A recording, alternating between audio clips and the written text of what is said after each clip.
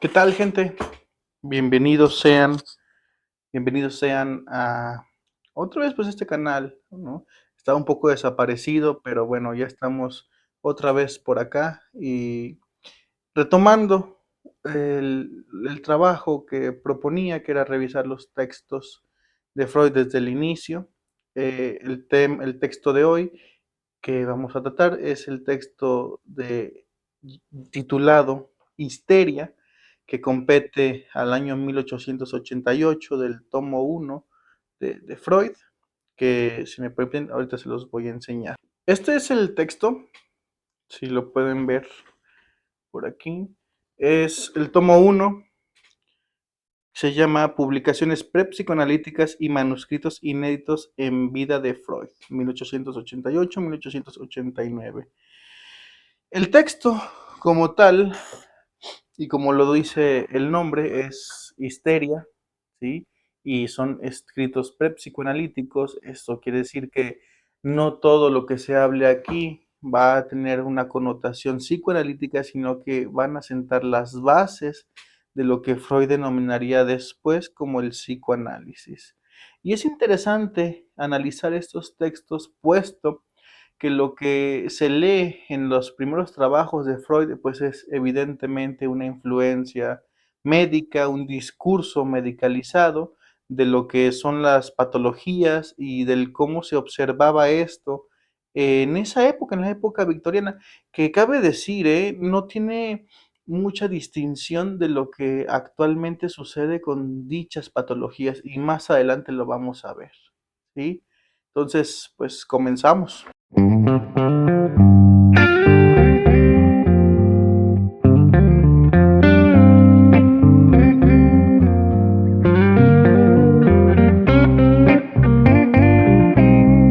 Este pequeño artículo titulado Histeria fue publicado en la Enciclopedia de Medicina de Villaret en 1888 y en el 91, reimpreso en 1953 en la revista Psych de Stuttgart, y corresponde al tomo 1 de las obras completas y es un breve escrito sobre las concepciones de la histeria. Hacia el final del texto, un breve pasaje sobre el método catártico de Breuer, que cabe señalar fue la primera vez que aparece en escena al público este método.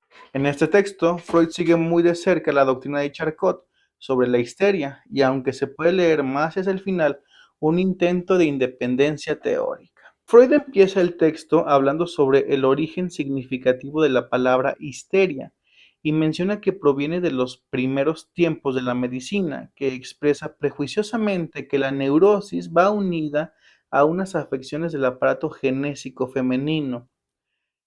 En la Edad Media, la histeria representó un papel histórico-cultural. Se menciona que había contagios psíquicos que dieron pie a una epidemia donde se vinculó completamente a las fundamentaciones de posesiones por el demonio y la brujería.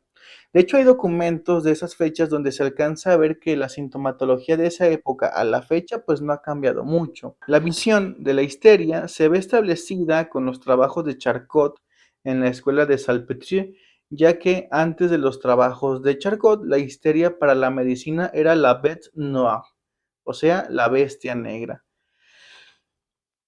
Sí, en el pasado, las pobres histéricas que eran tratadas como brujas fueron quemadas en la hoguera o exorcizadas. En la época moderna eran ridiculizadas, ya que sus estados se consideraban mera simulación y exageraciones, y por consiguiente indignos de la observación clínica. Esa cita es de Freud, ¿sí? Página 45 por si la quieren buscar. La histeria es una neurosis en el sentido más estricto del término, ya que para esta enfermedad no se, ha, eh, no se han hallado alteraciones perceptibles del sistema nervioso.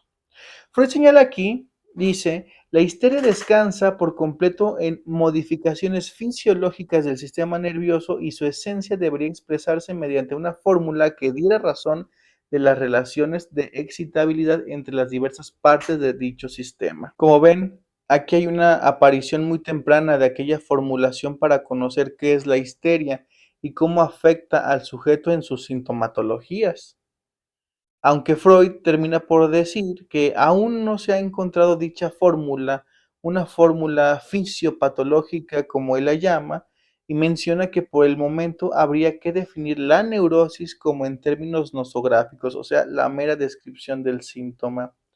Todo esto por el conjunto de síntomas que aparecen en el sujeto y hace énfasis en que este primer acercamiento a las neurosis desde su estudio nosográfico no será suficiente, ya que Freud menciona que hay que mirar por los nexos más estrechos entre estos fenómenos, o sea, encontrar una relación que guarda un síntoma histérico con lo que suscitó dicho evento y el modo de operación del síntoma, que como lo veremos más adelante es la fórmula del psicoanálisis.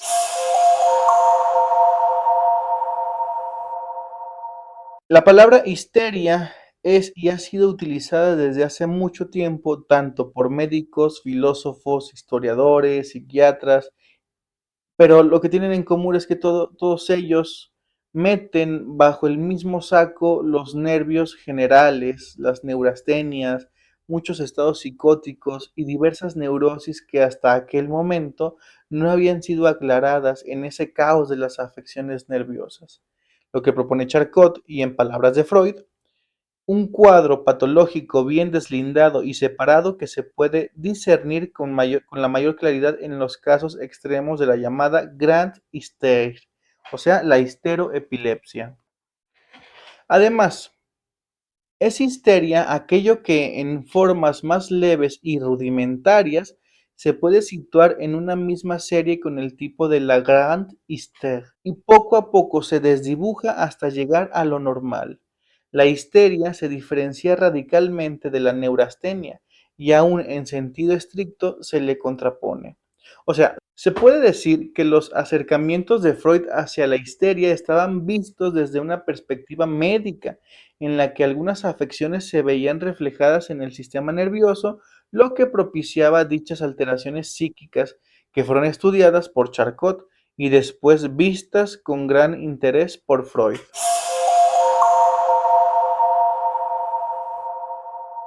Freud, junto a Charcot, describen los síntomas que más se presentaban en la gran histeria.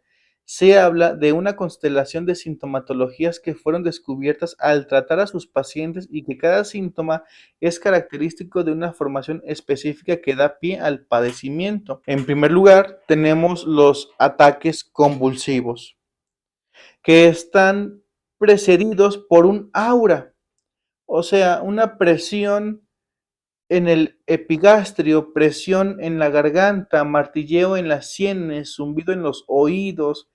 Estas sensaciones aparecen en el histérico de manera autónoma y pueden representar por sí solas un ataque. Freud lo que hace, describe el globus histéricos, o sea, un sentimiento como un espasmo faríngeo, como de una bola que sube del epigastrio hacia la garganta. Si el ataque convulsivo se ve completo, consta de tres fases. La primera, la epileptoide, que se asemeja a un ataque epiléptico común y que en muchas ocasiones era unilateral. La segunda, la segunda fase de los grands moviments señala que hay movimientos de gran euforia, posturas de forma de arco, contorsionismos y similares, con un incremento de fuerza muy radical, movimientos que constan de elegancia y coordinación a distinción de un ataque epiléptico. La tercera fase es la fase alucinatoria, llamada attitudes passionnelles. Son escenas que el sujeto tiende a actuar por miedo, tiende a actuar por medio de ademanes, posturas o palabras de algún evento que resultó pasional para el sujeto en algún momento de su vida. Freud hace hincapié en que estos ataques pueden mantener o perder la conciencia de aquel que lo padece y menciona de igual forma que el ataque en su completud puede durar horas o incluso días enteros. Freud en ese tiempo describe los llamados attaques de sommeil, que es una especie de estado comatoso en donde el que lo padece tiende a disminuir su actividad respiratoria y circulatoria a tal grado que se le dé por muerto. Ataques que pueden durar días o hasta meses, en donde todo el sistema disminuye y al recuperarse de ese ataque la persona no recuerda nada de lo vivido. En segundo lugar, de la sintomatología, tenemos las zonas histerógenas. Las zonas histerógenas mantienen una relación estrecha con los ataques, lugares hipersensibles del cuerpo cuya estimulación leve desencadena un ataque, el aura del cual suele iniciarse una sensación proveniente de ese lugar. O sea, estos lugares están situados en la piel, en partes profundas del cuerpo, mucosas, huesos y en los órganos sensoriales. Aunque no todo el cuerpo es propicio para ser una zona histerógena, se han mostrado mayor sensibilidad en el tronco, por ejemplo, algún lugar del abdomen correspondiente a la región ovárica en mujeres y también en hombres. Freud hace referencia aquí al caso descrito de un hombre con severa hemianestesia. Hay que recordar que en este momento de la historia del psicoanálisis aún no se constituían las bases del tratamiento psíquico. Entonces, lo que se proponía como tratamiento estaba en la base médica. Es por eso que Freud describe que las zonas histerógenas, al ser presionadas, pueden desencadenar sensaciones de aura, pero también se puede ejercer un influjo inhibidor sobre el ataque convulsivo. Menciona, por ejemplo, con una presión fuerte en la zona de los ovarios, algunas enfermas despiertan del ataque histérico o del dormir histérico. Y menciona de igual forma, en el caso de estos enfermos se puede prevenir un ataque en ciernes si se le hace llevar un cinturón a modo de braguero cuya almohadilla oprima la región de los ovarios. El tratamiento que describe aquí estaba bajo la dirección de Charcot y diversos psiquiatras de la época que pertenecían a la Salpêtrière. Es en ese transcurso donde Freud empieza a ver más allá de los tratamientos corporales y de la hipnosis como método catártico o de contención contra las llamadas histerias. En tercer lugar de la sintomatología tenemos las perturbaciones de la sensibilidad. Freud comprende que las perturbaciones de la sensibilidad son los signos más claros que hay para diagnosticar las neurosis y a su vez los más importantes, o sea, pueden funcionar como una anestesia o una hiperestesia del órgano que se ve comprometido en la sensibilidad. Freud hace mención de la anestesia histérica de la piel, donde todas las variedades de sensación de la piel pueden disociarse, llegando a ocasionar en algunos casos una analgesia tan grande que no se siente dolor en las zonas que debería sentir alguna especie de afección.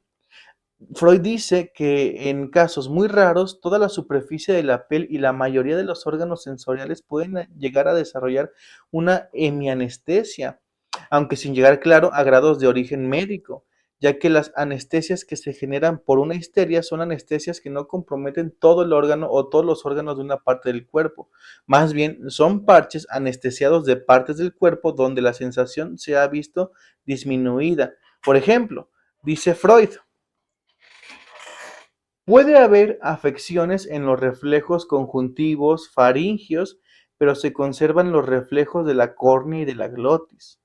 Cito, la anestesia histérica es en general un síntoma que tiene que ser examinado por el médico, pues aunque su extensión e intensidad sean muy grandes, suele escapar por completo a la percepción del enfermo. Esto es, por lo general, las anestesias histéricas no comprometen en los enfermos sus actividades motrices. Las perturbaciones de la sensibilidad son aquellos síntomas sobre los cuales se puede fundamentar el diagnóstico de histeria, aún en las formas más rudimentarias.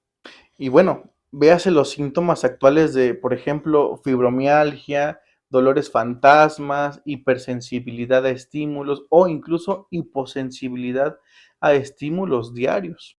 En cuarto lugar, tenemos a las perturbaciones de la actividad sensorial. Perturbaciones que pueden afectar todos los órganos de los sentidos y presentarse de manera simultánea con alteraciones de la sensibilidad.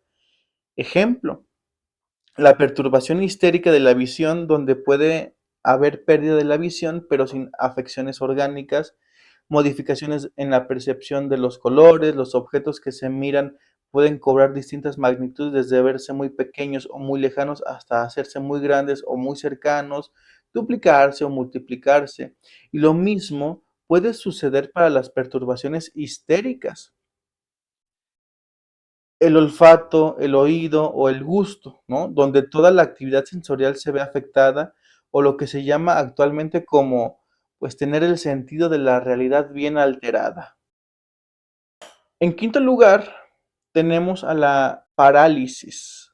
Y aunque Freud hace mención aquí que la parálisis histérica son menos comunes que las anestésicas y que casi siempre están acompañadas de anestesia de la parte del cuerpo paralizada, aquí predominan las perturbaciones de la motilidad, ya que las parálisis histéricas no toman como punto de partida el sistema nervioso, lo cual, si fuera así, daría como resultado una parálisis orgánica.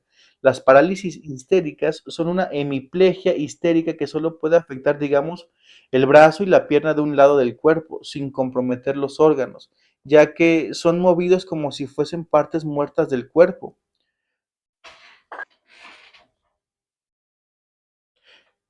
Freud habla también de otros tipos de parálisis que no se refieren a las partes del cuerpo, la atasia y la abasia, que es la incapacidad de mantenerse en pie o de caminar, y que como rasgo distintivo la sensibilidad de la pierna se mantiene, la fuerza en ellas y en personas que están acostadas pueden seguir incluso haciendo movimientos naturales de las piernas.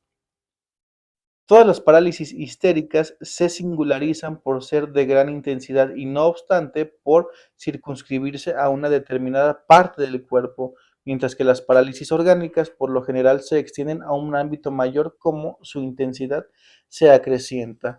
En sexto lugar tenemos a las contracturas. Freud menciona que en casos muy graves de histeria el enfermo tiende a generar contracturas musculares en respuesta de estímulos leves. Son contracturas que no ceden ante nada y son más fuertes que las contracturas orgánicas. Pueden producirse en cualquier postura y no es explicable por una estimulación del sistema nervioso central. O sea, no ceden mientras uno está descansando. Son contracturas que se aflojan mediante la medicación de relajantes musculares nada más. Yo pregunto aquí, ¿te has levantado alguna vez con un dolor muscular muy fuerte después de vivir cierta experiencia angustiante? ¿Discutir con alguien, haber vivido algún evento fuerte o después de alguna pérdida? En séptimo lugar, tenemos a los caracteres generales. Los fenómenos histéricos tienen preferentemente el carácter de lo excesivo. Un dolor histérico es descrito por el enfermo como doloroso en grado máximo, una anestesia y una parálisis fácilmente pueden volverse absolutas. Una contractura histérica opera al máximo de contracción que un músculo es capaz.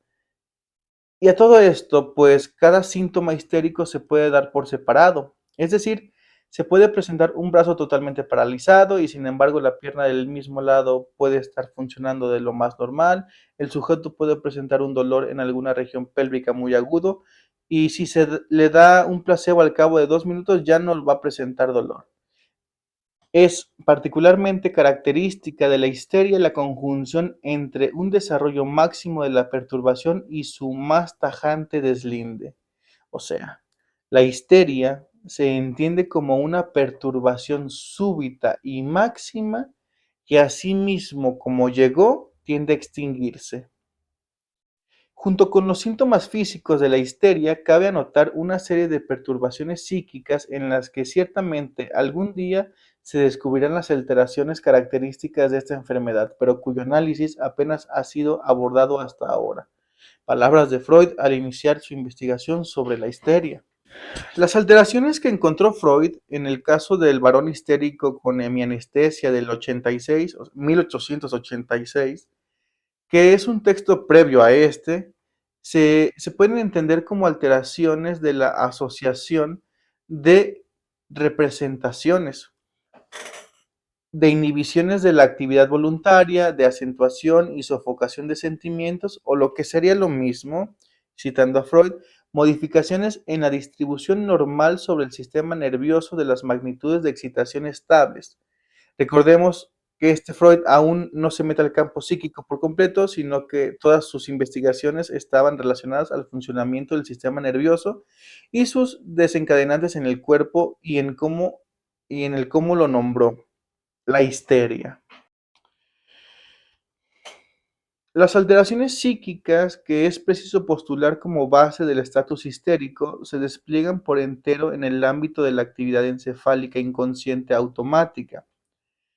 Ojo, para Freud, aquí habla de una actividad inconsciente encefálica, pero no se refiere a lo inconsciente, refiere más bien a procesos automáticos cerebrales y lo puntualiza con la siguiente cita. Quizá quepa destacar todavía que en la histeria el influjo de procesos psíquicos sobre los procesos físicos del organismo está acrecentado, como en todas las neurosis, y que el enfermo de histeria trabaja con un excedente de excitación en el sistema nervioso, el cual se exterioriza inhibiendo, estimulando y es desplazado con gran libertad dentro del sistema nervioso. Un excedente de excitación puede manifestarse como inhibidor o como estimulante, lo que vendría a ser después en Freud el principio de constancia, aunque todavía no lo sabía.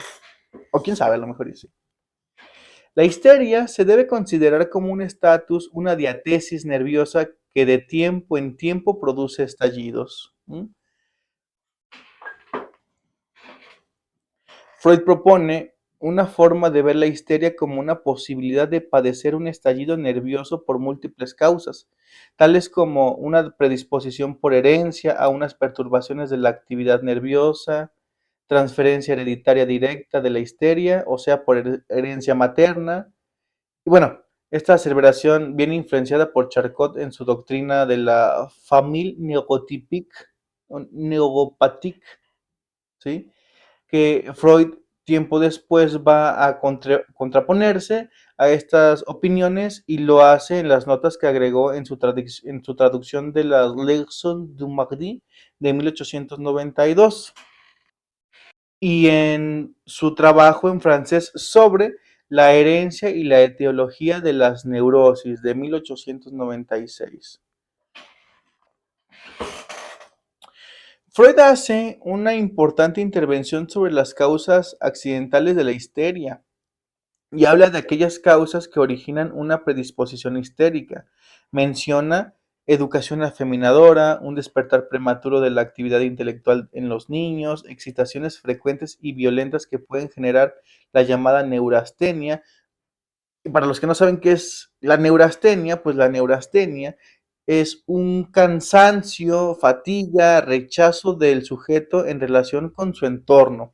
Sí, era un término acuñado para encontrar esta apatía hacia el exterior. Y como factores que producen estallidos de afección histérica aguda, habla de traumas, intoxicaciones, o sea, toda sustancia química, preocupaciones, emociones, enfermedades agotadoras o todo en cuanto tenga un efecto fuerte y nocivo para el sujeto. Es importante señalar que Freud aquí hace una pauta importante para entender la histeria, pauta necesaria para su comprensión y que aleja la idea de una anormalidad en la esfera de lo sexual como génesis de la histeria.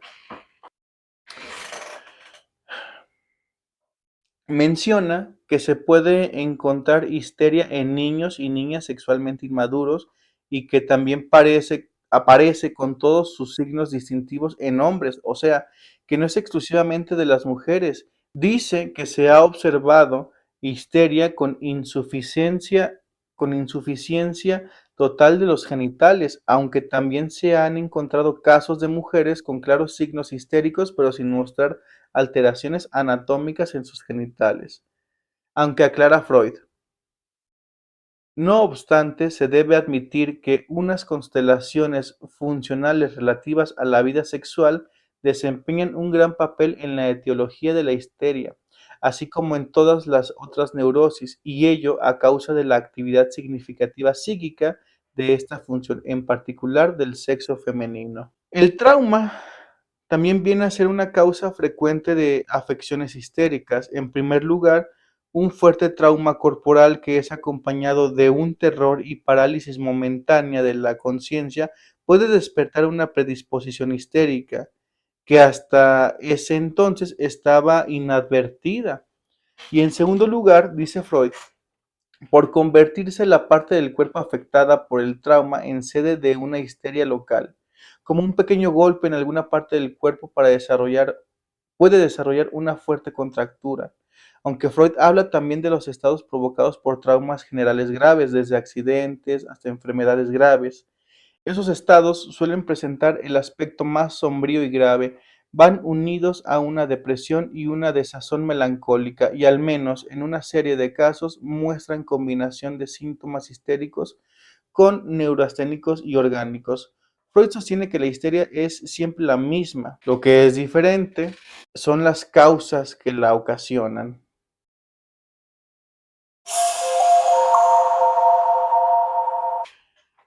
Freud nombra a la histeria como una anomalía constitucional y señala que hay mucha probabilidad de que los indicios de esta aparezcan en la niñez temprana. De hecho, no es raro que se presenten afecciones histéricas perturbadoras en niños de 6 a 10 años. La histeria infantil presenta los mismos rasgos que la neurosis de adultos. La única diferencia está en los síntomas, ya que en los niños estos síntomas son más leves porque lo que se presenta como estigma, como lo llama Freud, es que suelen ser niños precoces y dotados. Es en la juventud, a partir de los 15 años, donde se manifiesta de manera más activa la neurosis histérica en las mujeres. Y no es que todo el tiempo presenten síntomas o como lo llama Freud, histeria aguda, sino que en momentos de la vida puede haber un estallido grave que altere el sistema nervioso, o también puede devenir en sintomatología crónica, pero de intensidad leve, o sea, una histeria crónica. Freud encontró que los síntomas de la histeria se interrumpían con las mujeres que se casaban y que estos síntomas no se presentaban por mucho tiempo, o al menos hasta que los vínculos conyugales se enfriaran. Esto y el cansancio de los partos y de la crianza de los hijos. Algo curioso que encontró Freud en su investigación sobre la histeria es que cuando la mujer pasa los 40 años, esos fenómenos ya no se producen más, aunque hace hincapié en que pueden persistir viejos síntomas y en otras veces, y citando a Freud, ocasiones eficaces que refuercen el estado patológico de una avanzada edad. En una avanzada edad, perdón. O sea, que después de los 40 años en las mujeres se nulifica esta sintomatología, aunque en ocasiones puede que surja algo que refuerce o traiga a la luz un destello de esa sintomatología. Los hombres, por su parte, menciona que somos proclives a la histeria en una edad inmadura, por trauma e intoxicación. La histeria en los hombres se presenta como una enfermedad grave, ya que los síntomas que produce son muy fuertes y bueno, por el discurso de la época perdón, se hace referencia a que estos síntomas muchas de las veces tenían repercusiones en el trabajo, ya que chocaban o interpelaban. O sea, si un hombre sufría alguna contractura, algún espasmo o alguna parálisis dentro de la fábrica, pues era muy peligroso, evidentemente. Freud aquí empieza a pensar una relación causal entre el síntoma histérico y vivencia del sujeto con su entorno, haciendo énfasis en las parálisis. Hace mención que las parálisis muchas de las veces en los casos que trató, no se presentaban hasta mucho tiempo después de un evento traumático. El desarrollo de perturbaciones histéricas a menudo requiere, sin embargo, una especie de periodo de incubación o mejor de latencia, durante la cual la ocasión sigue produciendo efectos en lo inconsciente. Hace mención de las personas que se accidentan en las vías de los trenes en los llamados accidentes ferroviarios, que pueden salir de ese lugar en aparente estado de normalidad, pero que al llegar a su casa y al cabo de horas o días presentar síntomas de ese evento traumático.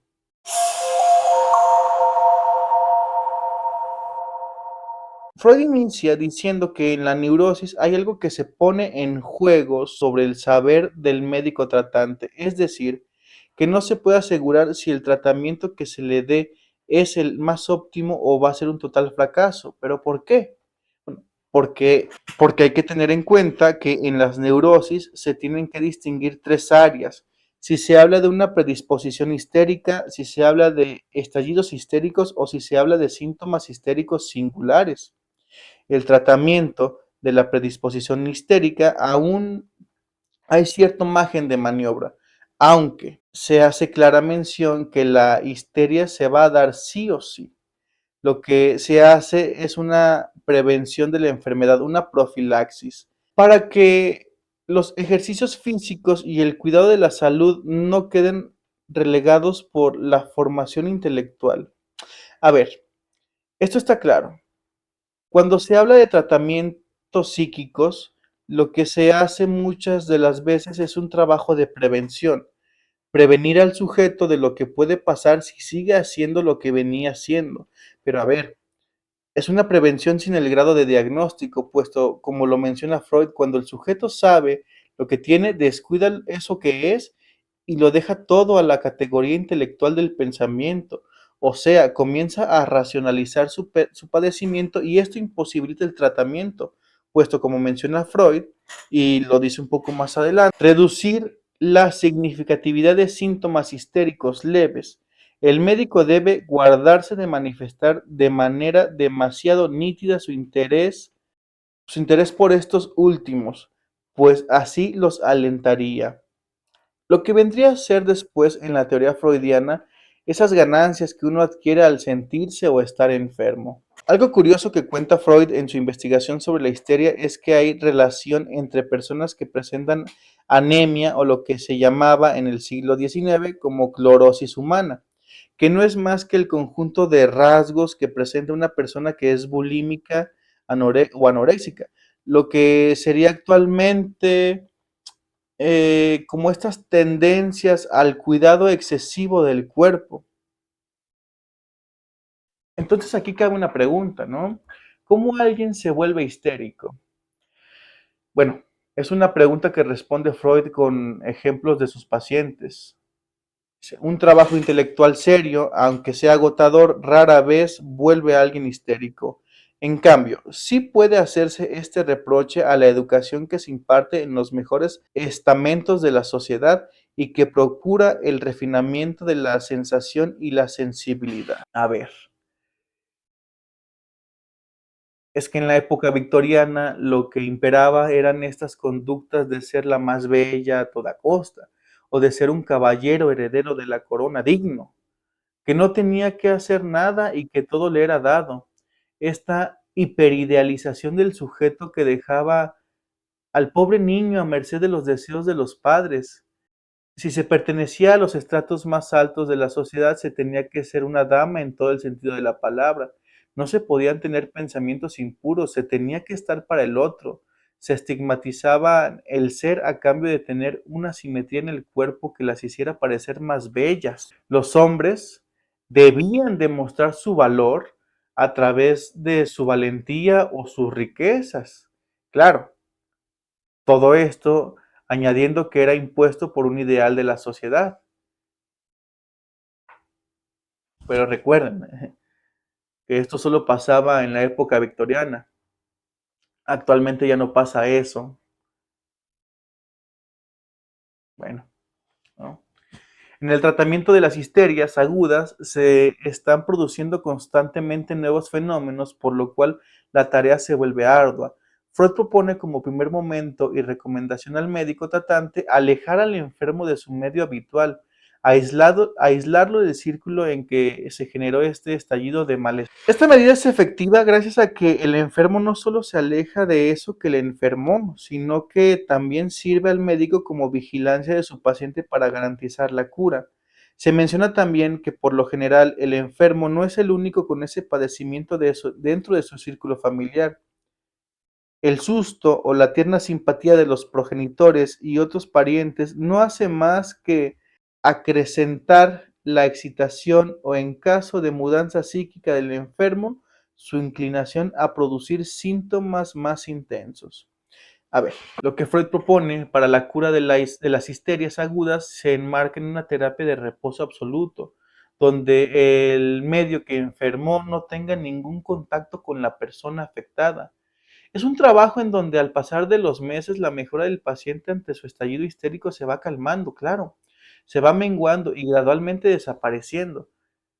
Pero es curioso lo que propone Freud aquí ya que hace mención de las clínicas donde se atendía a histéricos y suena mucho a esas casas de descanso, esas que se pusieron de moda un tiempo por allá del 2020, 2021, pero que en la actualidad, pues tomarse un descanso de eso que nos enferma es imposible por el ritmo de vida que se tiene. Lo que proponía Freud como tratamiento era cualquier clase de medios terapéuticos vigorizantes, o sea, masajes, una faradización general, hidroterapia. Todo esto tenía un nombre terapéutico, se llamaba cura de reposo, nombre acuñado por el médico Baird Mitchell. Aunque no habría que tomar esto en sí como una terapia, ya que se hace hincapié en que la cura de la histeria no sería posible si no se toma en cuenta el aislamiento y el influjo médico, claro. O sea, descansar por sí mismo no trae beneficios tan grandes, tan significativos como alejarse del medio en que te enferma. En el tratamiento de un síntoma histérico singular, no se puede asegurar el éxito si persiste una histeria aguda, ya que si se remueven los síntomas, aún quedarán recidivas o los síntomas se sustituyen por unos nuevos. Esto resulta en un tratamiento infructífero y se termina por agotar tanto el médico como el paciente. Otro es el caso cuando los síntomas histéricos son restos de una histeria aguda ya transcurrida, porque si bien estos síntomas no se dejarán de producir, sin embargo, pueden emerger en una histeria crónica como localizaciones de la neurosis o en alguna circunstancia que la detone en particular. Entonces, el sujeto puede estar ya advertido de en qué momento pueden emerger y tener herramientas propias para transformar el síntoma histérico. Una vez más, prevención. Algo que propone Freud aquí es evitar en estos casos de un síntoma histérico singular la medicación y los narcóticos, ya que por el estado en el que se encuentra el sujeto, la cura de este puede estar ligada a una sugestión a querer verse bien o simplemente no funcionar y afectar más el desenvolvimiento de su enfermedad. Freud menciona un par de tratamientos más para la histeria que se hacían en las clínicas en las que llegó a trabajar, aquellos que nombró como tratamientos indirectos y tratamientos directos. O sea, el tratamiento indirecto consistía en dejar de lado la afección local y generar un influjo terapéutico sobre el sistema nervioso directamente, por lo que los médicos que practicaban este tratamiento recomendaban una estancia al aire libre, hidroterapia y electricidad, la llamada franklinización, mejorar la sangre por medio de arsénico y hierro, la eliminación de las fuentes de irritación. Por su parte, el tratamiento directo consistía en eliminar la fuente de la irritación psíquica y que las causas del origen histérico se busquen en un representar inconsciente. El tratamiento aquí descrito era totalmente sugestivo, ya que se inducía al enfermo en la hipnosis una sugestión cuyo contenido era la eliminación de su padecimiento. Aunque había un modo más eficaz y fue el que practicaba Breuer, quien fue el primero en practicarlo en Viena, el cual consistía en reconducir al enfermo en un estado hipnótico a una prehistoria psíquica del padecer, cons- constreñirlo a confesar la ocasión psíquica a raíz de la cual se generó la perturbación correspondiente. Lo que llamaba la atención del escrito de Freud sobre este método es que le atribuye un poder muy grande a la sugestión y menciona que la eficacia de este método radica en la base por la que también se creó la histeria.